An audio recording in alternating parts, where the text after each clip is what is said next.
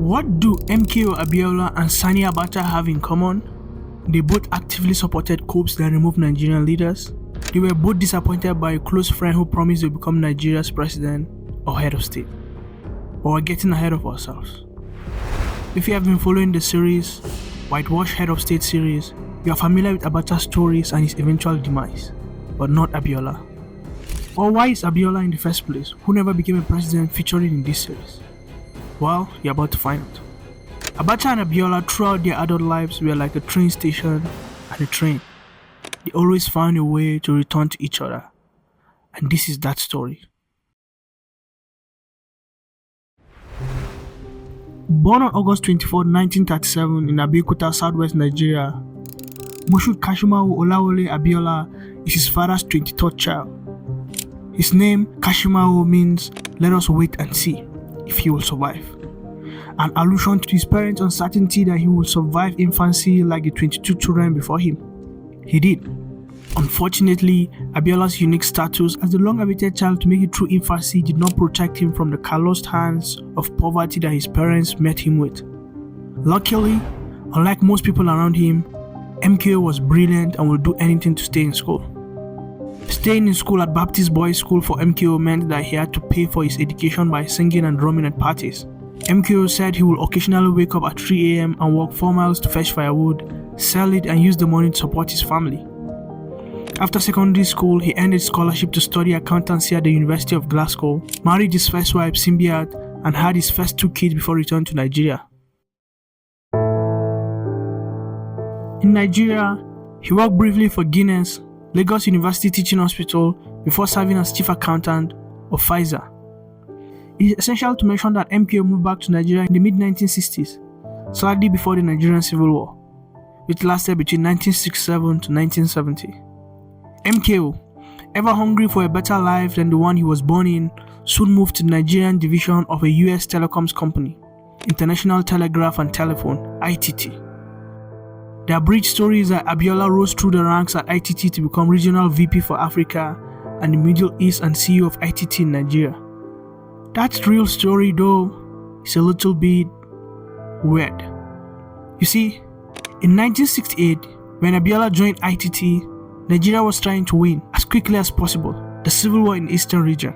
The military needed communication gear to support its activities and they went to ITT to purchase them. This transaction would eventually change MKO's life, causing him to become friends with many young military officers, some of whom will later become Nigeria's head of state. In 1969, as the civil war progressed, the military was intensely focused on the war and did not pay ITT what they owed them for the 1968 deal. During that period, MKO, as an ITT staff, wrote a check for £500 and it bounced. ITT was broke and needed the military to repay its debt. To recoup the debt, ITT sent a delegation to the military on April 4, 1969. The meeting was supposed to be with the army colonel in charge of the contract. Unfortunately, the colonel refused to see the ITT delegates for over 3 days. The meeting's lack of success annoyed MKO, and he eventually returned alone to confront the dodgy colonel. MKO, known for having a boisterous personality, went on as early as 7 a.m. to wait for the inspector of signals, the famed army colonel who was in charge of the contract. Both men had an altercation. However, Inspector of Signals, Colonel Murtala Mohammed, the most influential Nigerian soldier at that point, and leader of the July 1966 counter-coup, did not take MKO's boldness lightly and promised that ITT was not going to get their money, especially as they already made a 20% profit of the contract. Firstly, it took the intervention of Brigadier Hassan Usman Katsina, the Chief of Army Staff, and the Ministry of Defense Permanent Secretary Yusuf Gobir to appease both parties and ITT to recover its money. In the end, Colonel Murtala and several other soldiers were impressed by MKO's near-suicidal courage. After recovering the debt, Abiola returned to the ITT office and met his boss in unprofessional circumstances. Describing what he saw, Abiola said, "My white boss was misbehaving with the ladies and chasing them around. Drunk probably. It was here that he made one of the most insane Machiavelli moves in corporate history. Let Max Solian tell us what happened." MKO got a photographer to take embarrassing photos of his boss cavorting about drunk and showed the photo to the senior management of ITT in London. Abiola successfully demanded that his boss should be fired and that he should instead be appointed the managing director of ITT's Nigeria office to replace him. As well as being paid a salary, Abiola asked ITT senior management to grant him shares in ITT.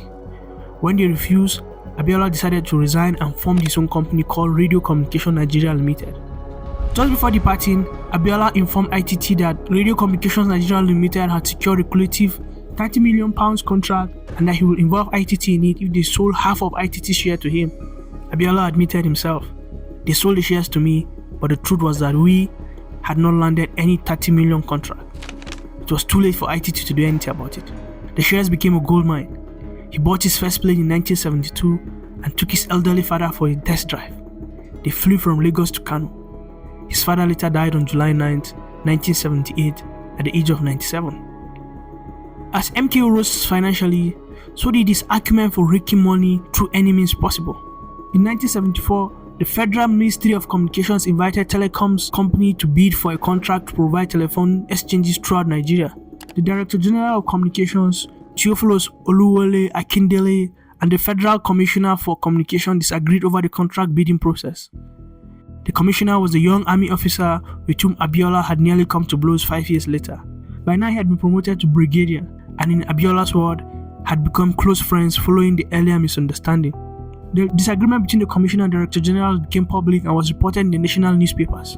The commissioner for communications won over the power struggle, and the cabinet office sent Akindele on indefinite leave. In Akindele's absence, the Ministry of Communications awarded ITT a contract worth $138.5 million to provide telephone exchanges in 38 locations throughout Nigeria that will handle 150,000 telephone lines, with the potential for more contracts worth over $1 billion. Thus, MKO's grass to grace arc was complete, but being MKO, he was barely just starting.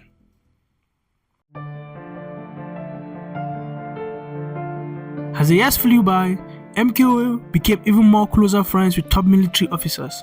Most of the July 1966 set, Murtala Muhammad, Sani Abacha, Muhammadu Buhari, Ibrahim Babangida, and several others. With money in his pocket, MKO lived all the life he could dream of, unhindered. As has been written in his dossier, MKO invested heavily in Nigeria and West Africa. He set up Abiola Farms, Abiola Bookshop, Radio Communications Nigeria, Wonder Bakeries, Concord Press, Concord Airlines, Summit Oil International Limited, Africa Ocean Lines, Habib Bank, Decca WA Limited, and Abiola Football Club. He was also chairman of the G15 Business Council, president of Nigerian Stock Exchange, patron of Kwame Nkrumah Foundation, patron of W.E.B. Du Bois Foundation, and trustee of Martin Luther King Foundation, and the director of the International Press Institute. He did not stop there. MKO's expansive business acumen saw him team up with another military man in 1983, Shehu Musa Yar'Adua, the VP during Obasanjo military regime, Babangida Tukur and Raymond Okwesi to establish Africa Ocean Lines. The firm began operations in 1984 using chartered vessels before acquiring 2 cargo ships in 1986 with a capacity of 958 TEUs. The shipping firm's route linked the major shipping ports along the West African coast with the United Kingdom and Northern Europe. But before MKO's late 80s business expansion, some major political events had happened. MKO had become so close to Nigeria's incompetent yet brutal regimes that human rights activist Dr. Biko Ramson Kuti famously retorted that there was no difference between Abiola and the military.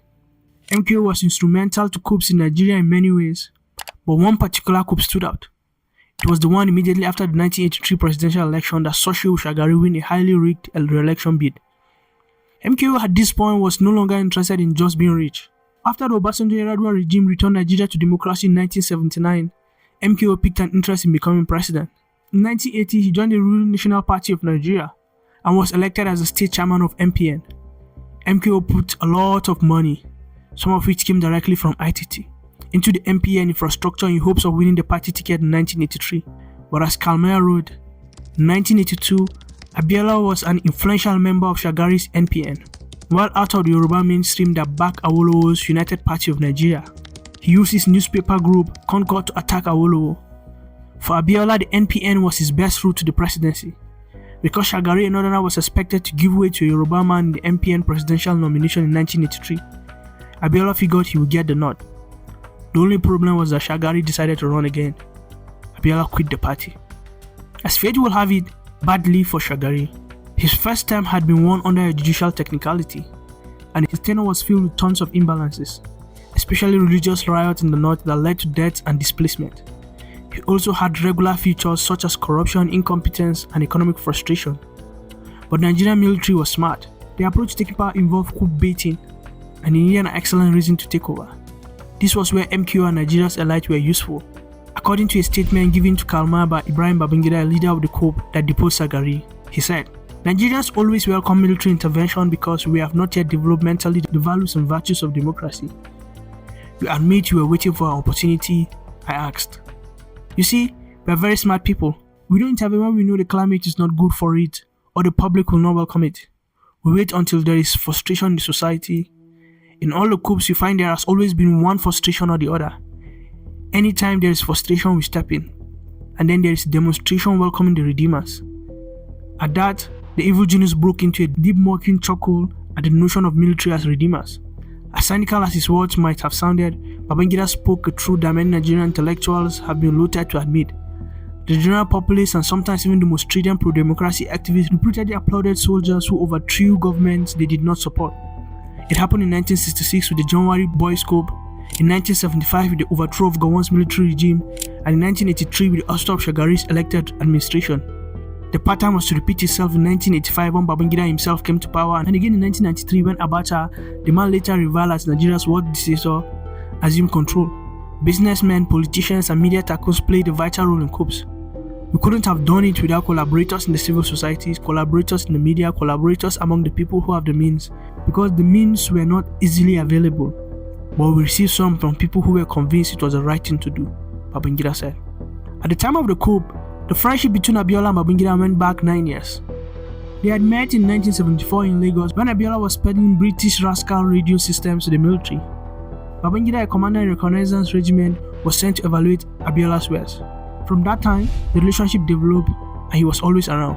Babangida confirmed the widely held popular belief that Abiola had supported both coups, against Shagari and later against Buhari, with money and editorial support from his Concord newspapers. He did. He said so. Of course, he was also very good at trying to mold the thinking of the media. We relied on him a lot for that. So there was both the media support and the financial support, Babangida said. MKO was keen on being president, even if he had to wait for his military friends to be done. MKO supported and waited for Buhari, whose short regime was so awful that his friends who brought him to power had to take him out through another coup that brought in Babangida. However, Ibrahim Babangida's Nigeria's second longest serving head of state soon needed to leave office and hand over as he promised to a democratically elected leader. It was time for another election. MKO Abiola was ready this time around. It all depends on a lot of things. I haven't been taking part in this political process since it started in 1987. You need to know the people you are working with, and you need to know that a tree does not make a forest. Like I said, nobody claps with only one hand. It has to be so many hands. Will he be president? Kashimawo. Let us wait and see. MKO Abiola's presidential ambition was met with many roadblocks, especially from human rights advocates who saw him as an extension of the military. In addition, his public relationship with Ibrahim Babangida and Sani Abacha put him in a precarious situation. The election itself had many unusual colorations. For instance, Babangida precluded former politicians from participating, having policed political parties among other things. In the background though, Babangida had his own biases, one of which included him giving MKO some money to support his campaign. Not a single person from the part of the world he comes from, even his friends, gave more money than I did, Babangida told the journalists years later. But there were some serious problems that MKO money could not fix. Dan Agbesi wrote in Babangida's biography, Babangida regarded the 23 presidential aspirants disqualified from participating in the presidential election as the first 11 among the politicians jostling for power. Their ban paved the way for the emergence of new political actors on the stage of transition program. With the first 11 put out in the cold, there were few runners in the field. Two men easily emerged from the thin crowd of presidential aspirants.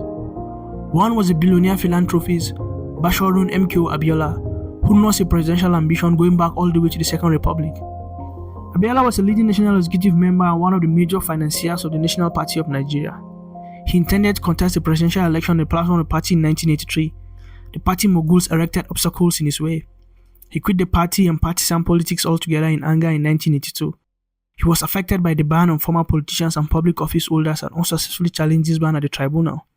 With the ban lifted, he joined SDP in January 1993 and was elected the party's presidential flag bearer at his convention in Jos in March that year.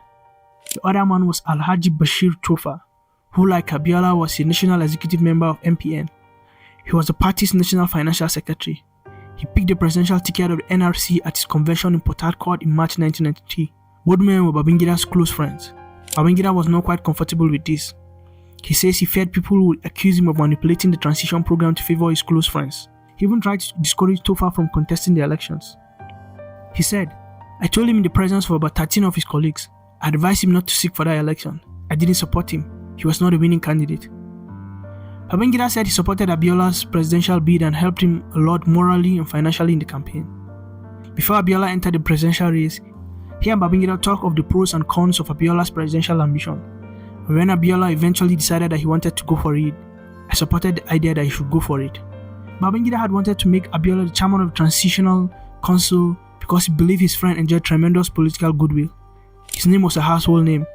He had international contact, and Nigeria too had a very good chance of having someone like him heading that organization. But some of Babangida's colleagues in the ruling council opposed it. They accepted though that Abiola could be a member of the council. Babangida told Abiola he would bring him in as a member and ensure that the members of the Transitional Council elected him chairman. The AFC had decided that the chairman of the Transitional Council should come from the southwest, where Abiola came from. But Abiola rather wanted Babangida to announce him as chairman straight away. He told Babangida that was how his family wanted it, because they feared that the president might change his mind once he made him an ordinary member. "Left to me," said Babangida, "I wanted to make him the chairman."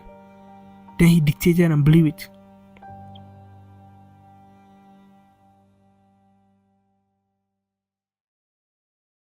MKO's arrogance and behavior worried a lot of politicians and military officers. The man who had had the guts to stand up to Murtala Mohammed, the man who had already started promising to punish certain military officers over disagreement they had, the man who, unlike other previous leaders, had no military experience and lacked esprit de corps that protected Nigeria's corrupt military class, and a boisterous, egotistical, abada-wearing politician. He was going to be a problem. Someone had to deal with it. While there were many people, one stood out: Otto Nzeribe. Although many Nigerians wanted Babangida to leave as soon as possible, some wanted him to continue as Nigeria head of state. Otto Nzeribe and his group, Association for Better Nigeria (ABN), was one of such. To understand ABN, here is a summary of the group from the UNHCR. The Association for Better Nigeria was one after the Ibrahim Babangida regime abolished all political parties, created the two national parties, the National Republican Convention and the Social Democratic Party in 1991. The primary objective of the ABN was to keep Ibrahim Babangida in power and maintain the military administration that had governed Nigeria for so long. The ABN demonstrated its determination to achieve its objective by putting up billboards in Nigerian capital Abuja that carried the message, 4 more years, which means the military government should stay in power for another 4 years. The intensity of ABN's pro-government campaigns led many observers to conclude that federal military government was behind the activities of the association. ABN was basically a one-man show headed by Chief Otto Nzeribe. The other well-known members of ABN, Abimola Davis, the director of the association, later left the organization. The ABN was not a popular group and was treated with contempt, particularly by pro-democracy groups and most of the Nigerian press. As a result, many of those who associated with the ABN kept it virtually secret. In its tenacity to endorse continuous military rule, the ABN went to court to prevent the holding of the June 1993 election. The ABN reason for demanding injunction was that the leaders of NRC and SDP were corrupt politicians. The Campaign for Democracy, a coalition of pro-democracy groups, challenged the ABN on grounds that it was unconstitutional to converse for the continuation of military government in Nigeria. The ABN lost the case. After the elections, the ABN went to court again to prevent the release of the elections result. MKO, quite belatedly, also had to deal with the lack of overwhelming support from Yorubas in the West. The Yorubas found it challenging to forget the role he played in Awolowo's losing to Shagari, and that he was not in alignment to Awolowo's socialist political creed. MKO was, of course, a capitalist to the core, but that would face some resolution after meeting Awois, who eventually promised to support him. Contrary to what many Nigerians have now been inundated with today, and what you might have dipped so far, MKO was not very different from the military folks he wanted to replace. They were his friends, sponsored his campaign, and some supported him to win so they could get some concessions. but the average Nigerian had a different reason for supporting MKO. Professor Wole Soyinka, Nigeria's first Nobel laureate, rightly described it thus: "This Nigeria has stopped looking for a messiah light aeons ago, and all she seeks is a good manager. The Nigeria I know does not care if such an individual is a cross-eyed hunchback, knock-kneed womanizer or homosexual, atheist, animist, Muslim or Christian born again. The Nigeria I know lays only one condition on credential of such a hybrid: he or she must be democratically elected." Before now, Abiola had a problem with Shehu Yar'Adua, the patron of the SDP, because MKO refused to pick Atiku Abubakar as his running mate. The backstory goes like this. The SDP presidential primary was contested by Chief MKO Abiola, Alhaji Babangida Kinkibe, and Alhaji Atiku Abubakar. MKO Abiola was leading Alhaji Babangida Kinkibe by a slim margin, while Alhaji Atiku Abubakar came third. Chief Abiola and General Yar'Adua struck a deal. General Yar'Adua ordered Atiku Abubakar to step down for Chief Abiola, with the unwritten understanding that Atiku Abubakar will be Chief Abiola's running mate when he wins the primaries. Chief Abiola eventually won the primaries. Atiku was the political godson of Yar'Adua. On the other hand, Babangida also nominated a deputy for MKO. Instead of going with either Abibi or Yar'Adua's candidate, he settled for Babangida Kinkibe, betraying both patron and friend. Meanwhile, ABN was still in court asking that the election should not hold. Military officers were grumbling, and it was uncertain that Babangida truly wanted to leave power, or at least hand it over to MKO. Despite all the foreboding, the election went as planned, with MKO facing NRC's Bashir Tofa. Richard Bone wrote of that period. In earlier state elections, the NRC had won many governorships than the SDP, so it was slightly surprising that the Abiola Kingibe ticket triumphed on 12 June. Although the announcement of the result and Tofa's concession later were halted by the government, enough had come out from the Independent National Electoral Commission and the press to make it clear that SDP had won over 8.1 million votes to the NRC's 5.8 million. The SDP took 19 states to the NRC's 11, comfortably exceeding the constitutional requirement. Abiola Yoruba scored huge majorities with over 80% in 5 southwestern states, including Lagos. He even won in Tofa's own ward. His worst performance was in the northern Muslim state of Sokoto, where he won only 20.79% of the vote. He ought to have been declared the winner. The election, so long awaited, went off relatively smoothly, although the turnout at 35% was low. This was probably due to the confusion sowed by ABN as to whether the election would actually take place and a certain apathy. But Abiola's win set off a struggle within the military hierarchy between those who were willing to accept him as president, those who wanted Babangida or one of his confidants to continue, and those around Abacha, whose Ministry of Defense was still in Lagos when other ministries had moved to Abuja, who saw this as a chance for Abacha to succeed. We've chronicled about how Abacha became Nigeria's head of state in this video below, but to summary explain the timeline, here's what happened next. With Babangida no longer commanding public support, Abacha was next in line and would become the head of state if a military rule was to continue. This intrigue was lost on many people. ABN's lawyer Abimola Davis will hold a press conference on July 16 where he confessed that with the aim of prolonging military administration stay in power, we were used to create organized confusion. All of us who participated in this racket never imagined that we would end up in a situation and their blood could be spilled. Abacha's intentional silence had been perceived by many as idiocy and allowed for a great miscalculation on the part of many, including Babangida. That was when the second phase of the plan was initiated. ABN went to court on June 15 to seek an injunction to stop NEC from releasing further election results. The Abuja High Court under the Chief Judge of Abuja, Justice Dahiru Sali, ordered the NEC to stop releasing results. But this decision was not unanimous as contrary judgments were then handed out by High Courts in Lagos and Ibadan to release the remainder of the result. Lagos State High Court Judge Dolapo Akinsanya also issued a ruling restraining the ABN from campaigning for an extension of Babangida's stay in power beyond August 27. On June 16, the National Defense and Security Council held a meeting where a committee was created to quickly investigate the aftermath of the election. The committee was headed by Abacha. Humphrey Nwosu, the chairman of NEC, at the committee meeting recommended that Abiola should be declared the winner. He was halted by General Abacha, who asked him, "Who do you think you are? You conducted a presidential election the court prohibited. You helped to cause the current political confusion without the support of the members of your commission." Abacha's plan was hatching. A faction of the military was brewing to prevent Abiola from becoming president. One of such persons was Brigadier General David Mark, who said, "I will shoot Chief Abiola the day NEC pronounces him elected president." Mark was loyal to Babangida, but also had a disagreement with Abiola when Mark was Minister of Communications. Like many top-ranking soldiers, they feared Abiola would exact vendetta upon them on assumption of office. Abacha used the affairs to his advantage. While these theatrics were going on, Babangida was under constant pressure to relinquish power, but not to Abiola. Abacha was reported to have said, "Abiola retire me? God forbid." To put his pressure in perspective, Babangida's aide recalled military officers being in combative mood and putting pressure on Babangida to retroactively void the election. When he attempted to explain the provision of the transitional decrees to senior military officers, Professor Omoroi was sharply reminded by Lieutenant General Dogonrairu that this is a military government, professor. They are not part of it. Omoroi, Babangida's aide and political advisor, will recount a visit to Babangida in which he said Babangida was a different man. He was very different, morose, and cold in one corner of the sofa. In his account, Omoroi said Babangida told him, "They will kill me. They will kill the president-elect, Chief MKO Abiola, if I went ahead with the elections and announced the winner."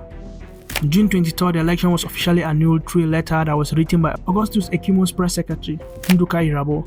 The shocking thing was that the letter was not signed, dated, not properly written. It was in fact a shock to many members of the FMG.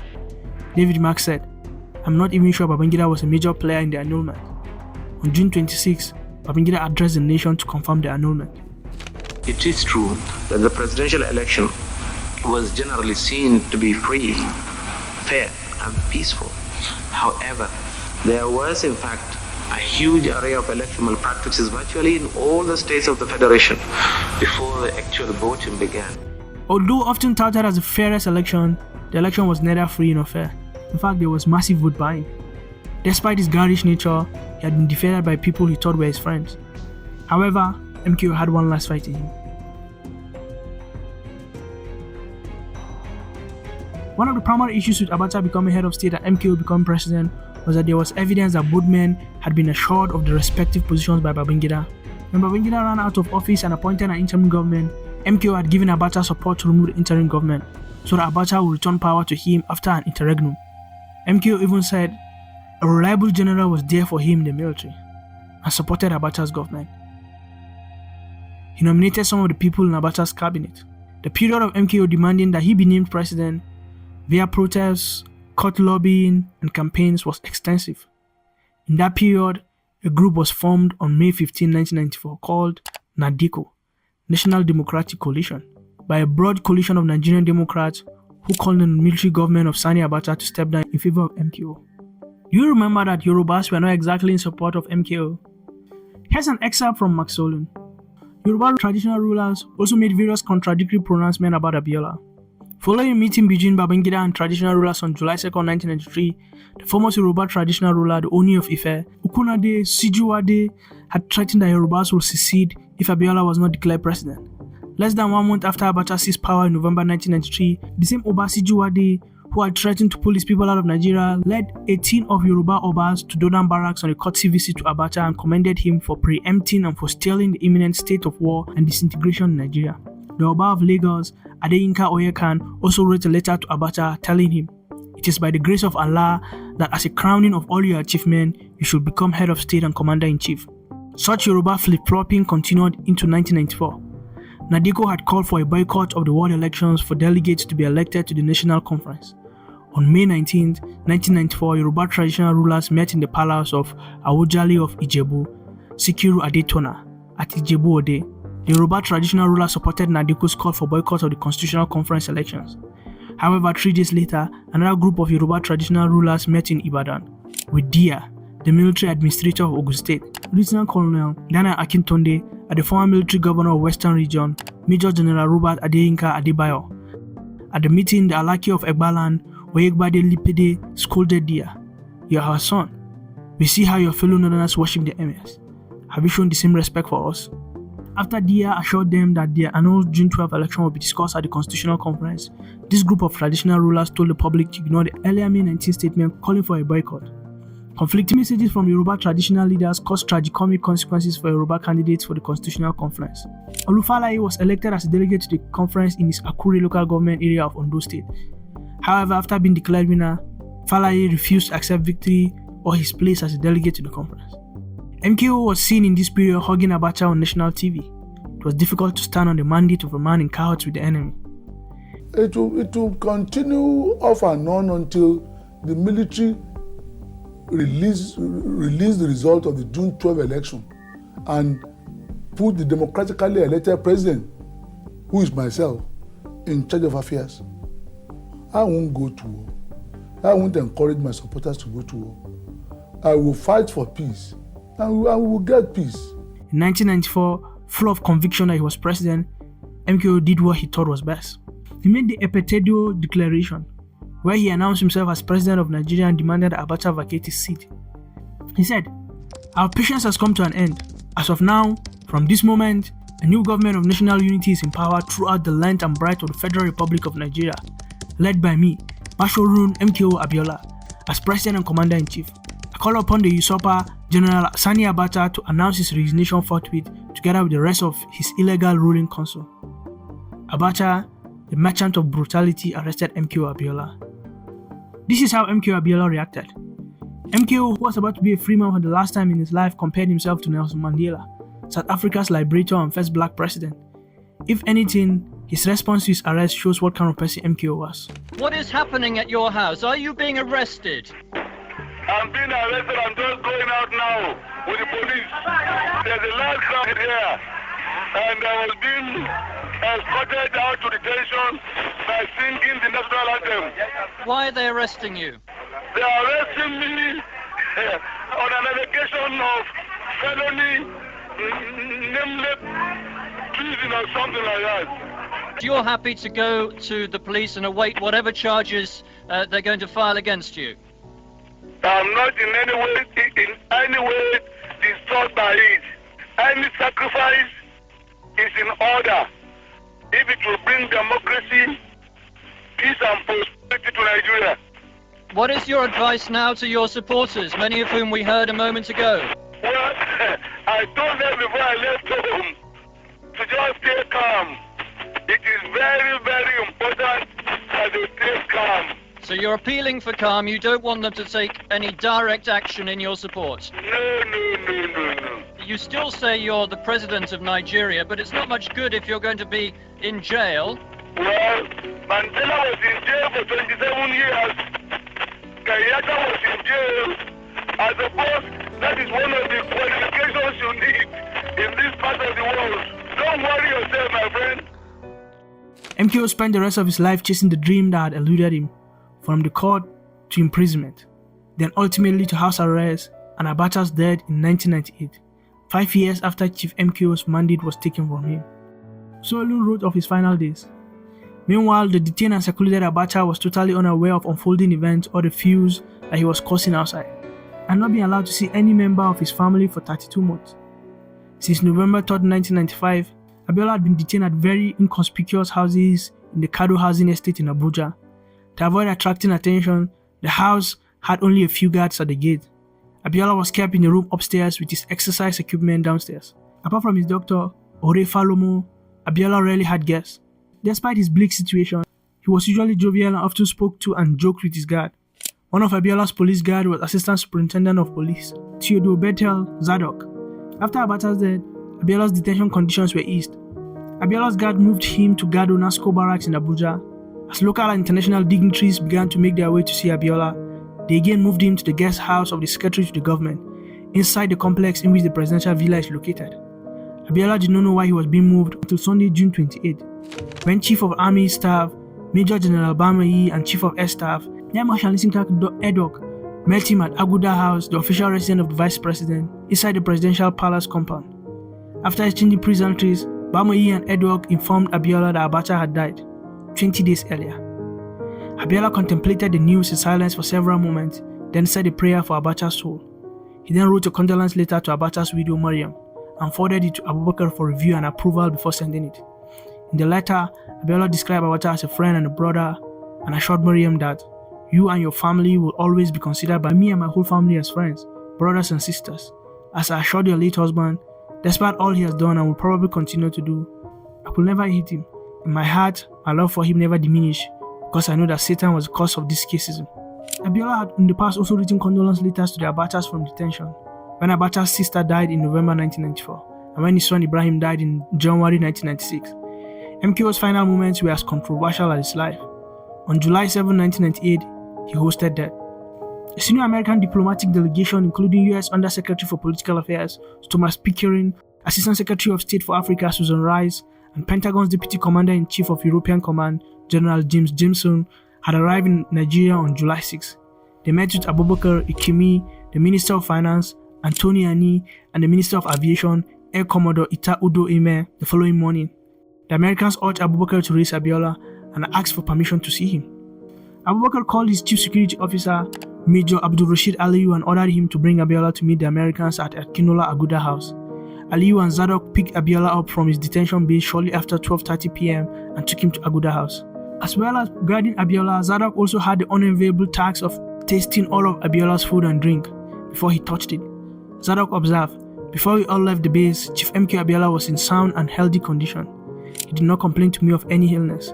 When they arrived at Aguda House, Zadok received a radio message from the security comptroller telling him to go to the office of the Chief of General Staff, Vice Admiral Akibe. Zadok led Abiola inside Aguda House and then left to see Akibe as instructed. The meeting between Abiola, Pickering Rice, and the U.S. Ambassador to Nigeria, William Twandell, started shortly after 1 p.m. Abiola appeared to be in good spirit and shared jokes with the Americans. He was wearing one of his trademark flowing white agbadas, which one person who saw him chat that day described as beautiful. When the American asked him about his health, he replied that he felt good apart from some swelling in his legs. He recognized Pickering, who had been U.S. Ambassador to Nigeria between 1981 and 1983, and greeted him warmly. Pickering recalled that Abiola looked robust and in good health, was big and seemed not to have lost any serious amount of weight. As Abiola chatted with the Americans, a steward came in with refreshment. Pickering and Twandell drank coffee, while Rice drank tea, which he also served to Abiola. Since Zadok was away, he was not present to taste Abiola's tea before it was served to him. As the guests took their drinks, Abiola started coughing and became incoherent as he talked. He asked to be excused to go to the bathroom. When he returned, he remained in discomfort and asked for cough medicine and painkillers. He then started having hot and cold flushes. At first, he complained of being cold, so the air conditioner was switched off. As his temperature began to rise, he removed his shirt and asked for the room to be ventilated. The windows were open at his behest. The American delegation was surprised and realized that there was something truly wrong with Abiola when he, a Muslim, removed his shirt in the presence of a woman, Susan Rice, to him who was not related. Abiola felt so unwell that he lay down on the ground, and Susan Rice asked for a physician to be called. Major Aliyu called the Aso Rock doctor, Dr. Wali, who arrived less than 10 minutes later. For the second time in 1 month, Dr. Wali was summoned to the presidential villa to save the life of a severely ill VIP politician. Wali knew Abiola well as being his patient. Abiola had also been a good friend of his since they met in the late 1960s at Lagos University Teaching Hospital. Shortly afterward, Zadok returned from his meeting with Akibe and was shocked to find Abiola ill and lying on the floor. MKO died a month after Abacha, sealing the gate of Abacha's perpetual dictatorship ambition and MKO's presidency claim. While several things have happened since then, including the investigation of MKO's death at the Oputa panel, June 12 being named Nigeria's Democracy Day, MKO Abiola's actual political interests and alliances remain mainly obscure to Nigerians. Like MKO, those alive through this period idealized him and what he was supposed to represent. MKO was Nigeria's ticket out of Babangida and Co's military rule. Still, MKO played essential roles in the military's return, and the irony is lost on a generation of Nigerians. In the end, MKO's faults were the fault of his times. He was a great man, but only when we forgive him his many sins. I leave you with Fela Anikulapo's song for MKO, International Thief Thief, ITT. Till I see you again, bye bye.